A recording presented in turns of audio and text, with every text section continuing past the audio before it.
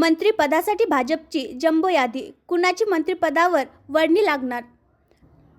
महाराष्ट्र महायुती 2.0 सरकार अस्तित्वात आले आहे.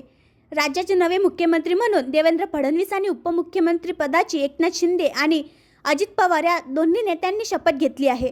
आता यानंतर महाराष्ट्राचा नवा कॅबिनेट कसा राहणार आणि कुणाकडे कोणते खाते जाणार याकडे अख्ख्या महाराष्ट्राचे लक्ष लागले आहे. तर दुसरीकडे मंत्रिमंडळात आपला समावेश व्हावा यासाठी महायुतीमधील अनेक आमदार आणि माजी मंत्री लॉबिंग करत दिसत आहे. मंत्रिमंडळात सर्वात जास्त भाजप आमदारांची वर्णी लागण्याची शक्यता आहे, कारण भाजपकडे खूप आमदार आहे.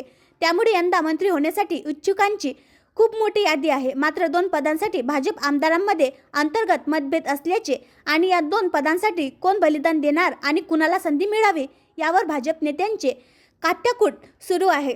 या विधानसभा निवडणुकीत भाजपने सर्वाधिक 132 जागा जिंकल्याने भाजप पक्षातील अनेक नवखे आमदार सुद्धा आहेत आणि काही युवा आमदार सुद्धा मंत्रिपदी वर्णी लागावी यासाठी प्रयत्नशील आहेत. विशेष म्हणजे महायुती सरकार 1.0 मध्ये शिंदे सरकारात भाजपचे फक्त 10 मंत्री होते. यावेळी भाजपकडे 105 जागा होत्या, तर आता 132 आमदार आहेत. मागील सरकारात ज्यांची मंत्रिपदी वर्णी लागली नव्हती, ही जुनी आमदार मंडळी पुन्हा जिंकून आल्याने आता मंत्रिपद मिळवण्यासाठी इच्छुक असल्याने जुने नावके आणि अनुभवी मिळून भाजपची मंत्रिपदासाठी लांबलचक जम्बो यादी तयार असल्याची माहिती राजकीय सूत्रांनी दिली आहे.